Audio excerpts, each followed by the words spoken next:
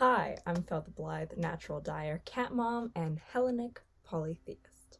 Today I'm going to be talking about protections in Hellenism, how they kind of change historically, and I think it'll become pretty apparent pretty fast just how much they differ from the idea of protection in modern witchcraft. So this video is going to be slightly different in which I'm going to kind of follow the timeline of this subject as opposed to just sort of giving examples and then talking about the modern age. I'm going to talk a little bit about the modern age, but I'm mostly going to be identifying different protections in different ages because they did change quite a bit. First up, we have Homer and the Homeric Age, or the Bronze Age. In the Homeric Age and throughout most of the classical period, the primary form of protection are the gods themselves. In the Iliad, we see the gods doing a very physical form of protection. Athena and Diomed, Aphrodite and her son Aeneas. Here's a quote. "My friends, how can we wonder that Hector wields the spear so well? Some god is ever by his side to protect him. And now Ares is with him in the likeness of a mortal man. Keep your faces, therefore, towards the Trojans, but give ground backwards, for we dare not fight with the gods." Iliad, Book 5.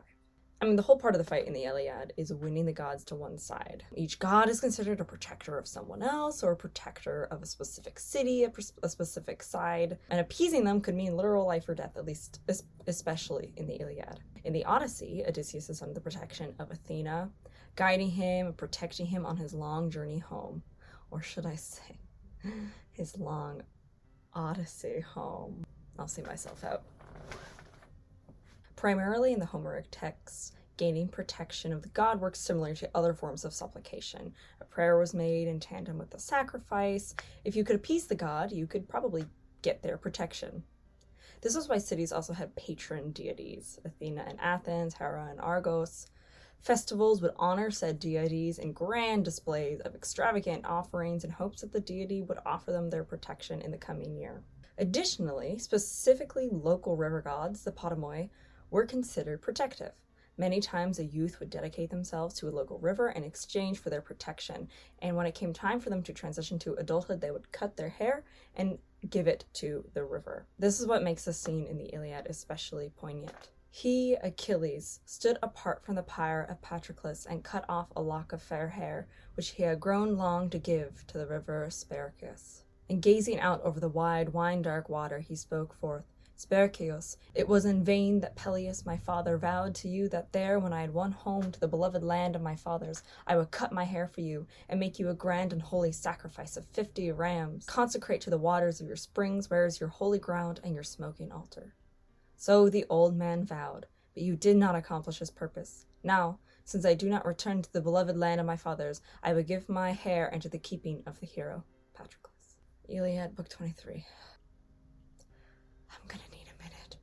Who can say where the road goes? The Classical Age. Protections were still solidly in the realm of the divine in the Classical Age, but there was a little bit more onus on the individual and the humans who were seeking protections. Namely, while certain individuals could definitely be under the protection of certain deities, much more importance was placed on housing the deity or representing the deity or dedicating a specific thing to the deity.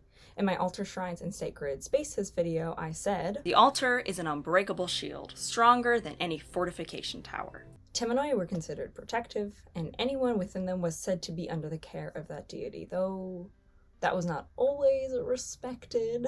That was how it was supposed to go. At this time, things related to a deity were protective. Images, particularly things like statues, depictions on pottery, and what I wear every day, a little tiny amulet to Athena. In particular, we saw the creations of certain statues of certain deities becoming commonplace. Namely, we had the Herms of Hermes, the Hekataia of Hekataia, and the aniconic pillars of Apollo Agyieus. That one's going to be a trip. The Herms, or Hermi, were statues dedicated to Hermes as protector of travelers and the crossroads. Herms were often phallic in nature, although they could just be kind of like cairns with little stones stacked on top of each other. In fact, Walter Burkert talks about this in his book Greek Religion, which talks about the tradition started of people just leaving stones there when they traveled by to sort of leave their mark and almost like an offering, but then they became interesting. These were also appealed to through offerings of flowers, food, and oil, and they could also kind of double as boundary markers as well between different polis.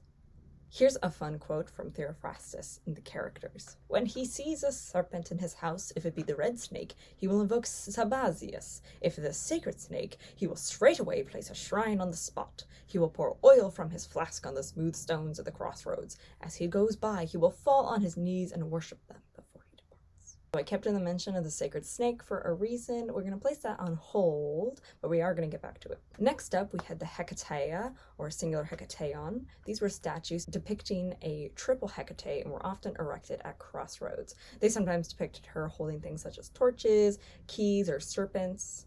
Sometimes it was just a triplicate version of her, and other times she was dancing with the Charites, the Graces. Hekate was also very much a household deity at this time, and being quite a fearsome deity, was seen as an averting evil. If you offered to Hekate, she would carry the evil spirits away from your home. We don't have a lot of contemporaneous literature at this time about the Hekataia that I could find, at least initially. Just some things here or there in secondary resources or fragments that they would reference. Mostly it's accounts from early historians like Plutarch and Pausanias, as well as some surviving votives and statues that we have today. It seems that the role of the Hekataia was really solidified in the Hellenistic era. Here's a quote from the mythographer Ovid in the 1st century CE. Look at Hekate, standing guard at the crossroad, one face looking in each direction. Next up, we have the aniconic pillars of Apollo Agyieus. Agyieus? Whatever. Apollo of the streets. It's the one and only. Aniconic basically means that something is representative and not literally depicting an entity. In this case, they were usually pillars outside of the home, hence of the street, signifying that the entrances were under his domain. This was supposed to avert everything from spirits to mundane burglars. For who would dare risk the wrath of Apollo? Certainly not me. It's the one and only. But these protections did not end outside the home, but also existed within them. Later, during the classical period, and increasingly throughout the Hellenistic world, we saw a huge emphasis on the private cult, i.e. the personal and familial praxis. By developing a more personal relationship with the gods, they hoped to win the favor for protections and blessings. I've seen Hellenism called a hearth religion, and I think that is certainly a fair assessment.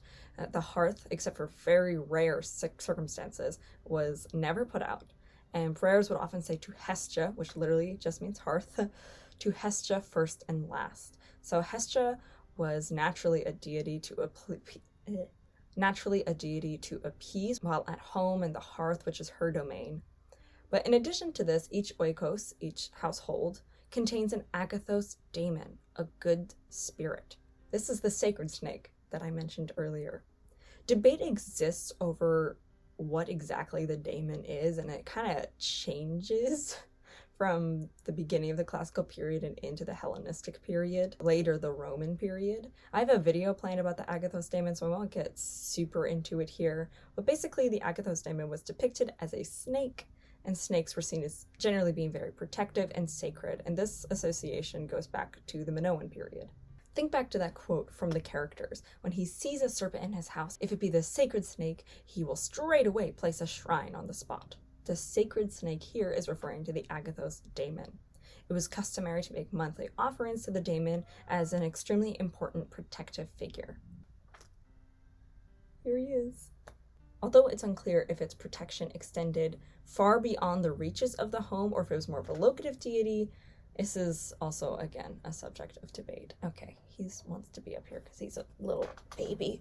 Oh, he's blocking all my goddamn sunlight. Going hand in hand with the Agathos Daimon was the jars of Zeus Ktesios, protector of the pantry and the stores. Here's a quote from a fragment titled Exegeticon from the 4th-ish century BCE. Now, as a note, I did see this in a very well-sourced secondary source. However, I really struggled to find this elsewhere. It appears to be some sort of grammar book or like an ye olde dictionary. Well, whatever. Here's the quote.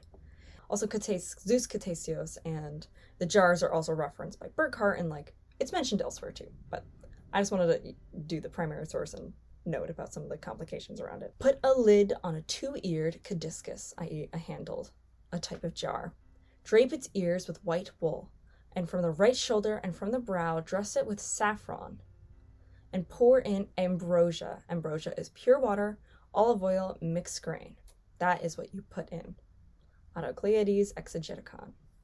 Or exegeticon. I don't know. Again, I struggle to find in the English language references to this. This is an idea seen in modern Hellenic polytheism today, though it's been hard for me to track its true historicity, whether it was always a sealed jar or rather just an altar and a depiction of the household snake and Zeus Ktesios. It's a conversation for another time.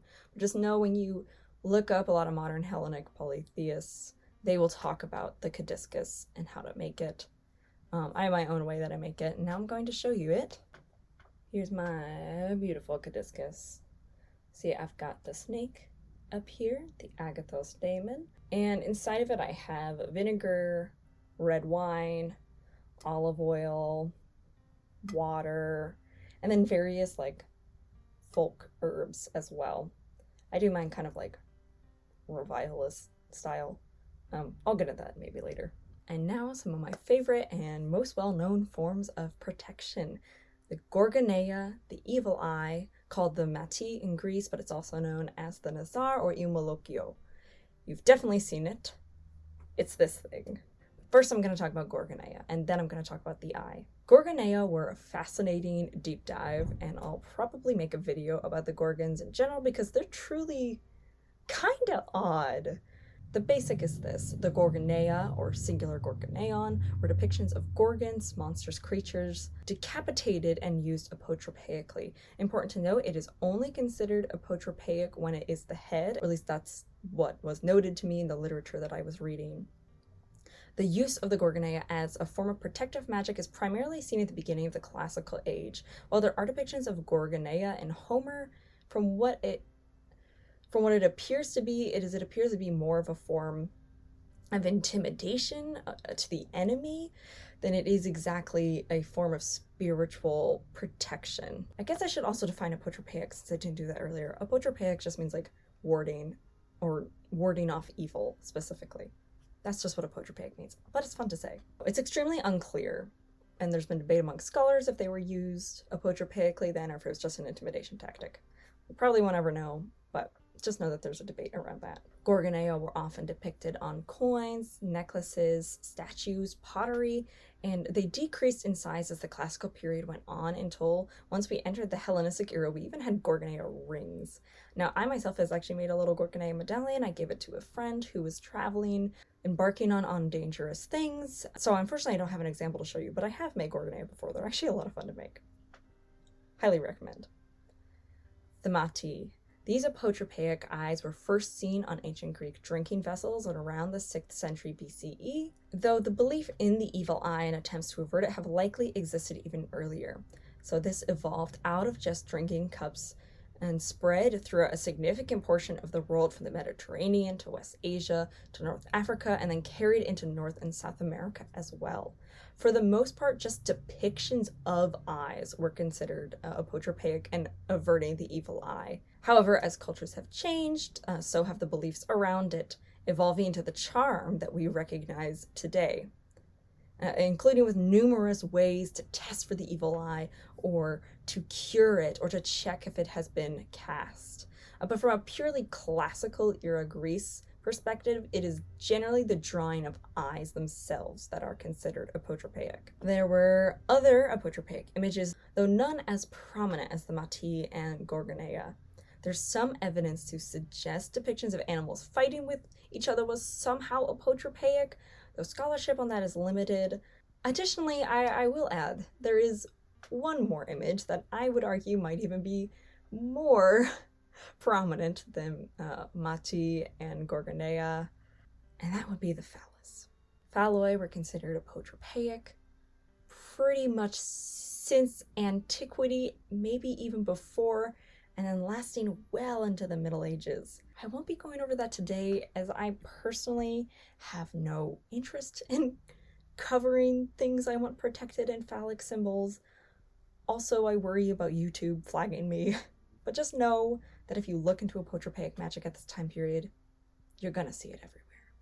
And by everywhere, I mean everywhere.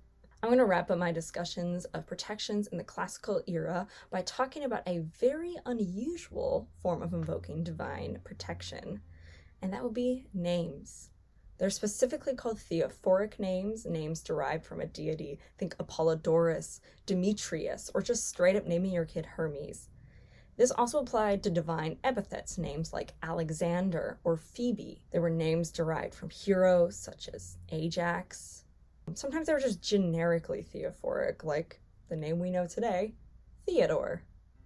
Theophoric names could be promised to an entity in thanks for something they had done, but they could also be seen as protective in a certain way. Parents hoped that by giving their children a name that they shared with a god, that they would then be placing them under the protection. After all, would Apollo strike down with his arrows a child named after him? Their logic was no. Now for something completely different, both in terms of the topics I was just discussing, as well as for my content in general, the much misused but under-discussed Hellenistic period. To remind those of you who did not watch my first video, the Hellenistic period was a time period between the death of Alexander the Great and the rise of the Roman Empire. The Hellenistic period honestly deserves its own video because its views of religion was radically different than the classical period that preceded it. The classical period ended with tyranny, war, conquest, following the rise and fall of Alexander the Great. The Greek world was not only in tumult, but expanding. Influences were coming from all over the map, from different cultures, ones that they had once only bumped elbows with, but were now expected to coexist with. As such, protections turned away from relying purely on the gods, but much more emphasis was placed on the ability of the individual to protect oneself. Here's a great quote from Protective Magic in Ancient Greece, Patterns in Material Culture of Apotropeia from the Archaic to Hellenistic Periods by Rima Raihana Habib. I'm sorry, I probably butchered your name. A chronological examination of the evidence reveals a distinct shift in agency over time, in which early appeals to the gods for protection gradually give way to a preference for human ritual behaviors that purport to provide the same security. Such a shift reveals the existence of a clear human need, in the years following the Hellenistic period, to secure protection from non-standard sources, or in those cases where the Greek gods are preferred, to use the deities as tools in service to human needs. That is starkly different from the age that preceded it, where once deities were the commanders of our fortune. In the Hellenistic age, that dynamic began to shift and the individual's own spiritual power began to climb. Most notably is the way in which magic is viewed. Now, I will cover magic in the classical period at some point. And the reason I bring that up specifically is because in the Hellenistic period, we get what we call the Greek magical papyri, which I could honestly make a whole series on it. So I'm not going to get super into it here because, like I said, I could literally make an entire YouTube channel dedicated to just unpacking the history and the theology of the Greek magical papyri because it is whoa.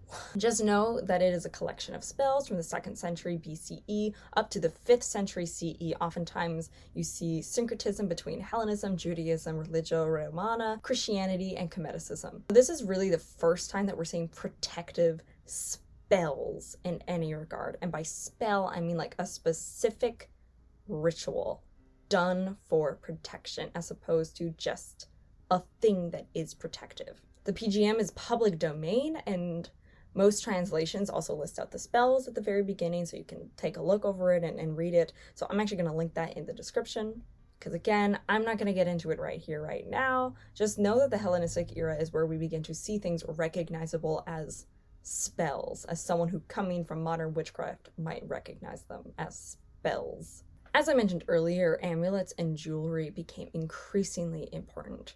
They were garter charms for women, mati pinned onto children, rings and necklaces of every apotropaic fashion. Snake imagery was common, Gorgoneia, the eye, coins, depictions of the gods, and more.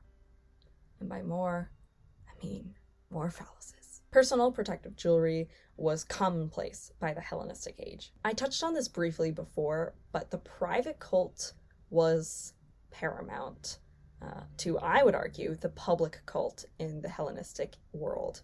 Again, this world was tumultuous, unsure, governments changing hands, states emerging and then dissolving. The only assurance you had sometimes at this time period was your own home and your own family. This resulted in individual families forming a close religious bond with certain deities and a very unique praxis, i.e. the physical elements of religion, the rituals, the iconography, the names, etc., etc.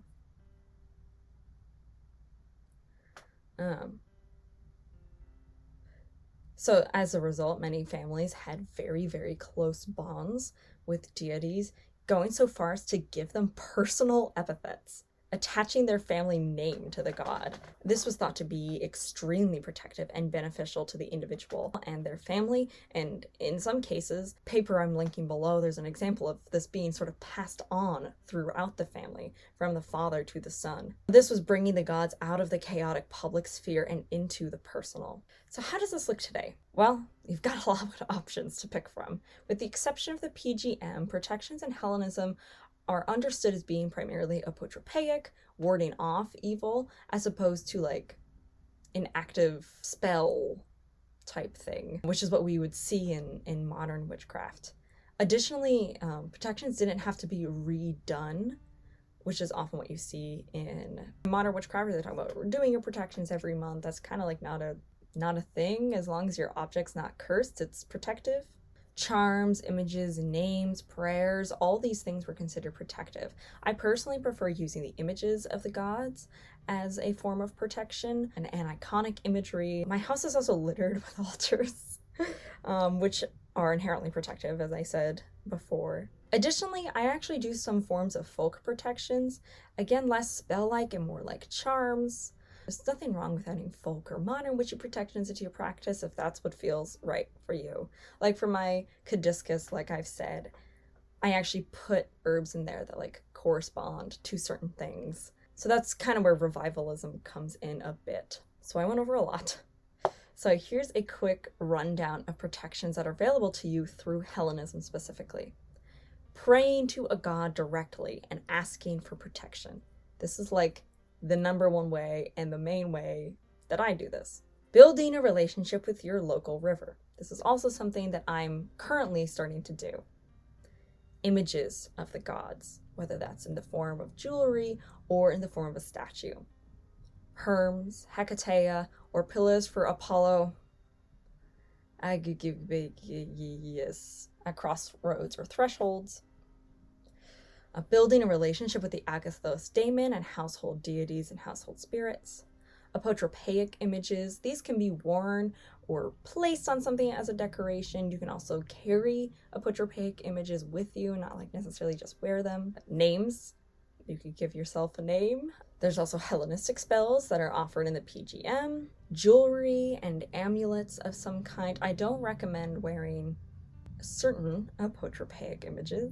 You might get some weird looks. Worshipping a god under a personal epithet. All of those have been attested from the Archaic Age all the way up to the Hellenistic period. If you'd like me to make a video on various gods with protective epithets and what their domains would be, let me know and I can do a deep dive into that. As always, if you have questions or suggestions, feel free to drop them down in my comments, and I'll do my best to answer them, or you could see them in a future video. Just a quick note, I will be starting to add additional things onto my channel, meaning now that I've started to cover really the Hellenism 101, I'm going to start expanding into other things like certain aspects of folk magic that I find cool, or as I said, I do natural dyeing, so I'm going to branch out into like natural dyeing and magic. So now that I've gotten a really good base for Hellenism 101, at least I think, especially after this video, I'm going to start branching a little bit more. Yeah, I guess if you have any suggestions, I'll write them down and you could see them in a future video. So with that, I'll see you in the next one. Bye. Bonus cat content.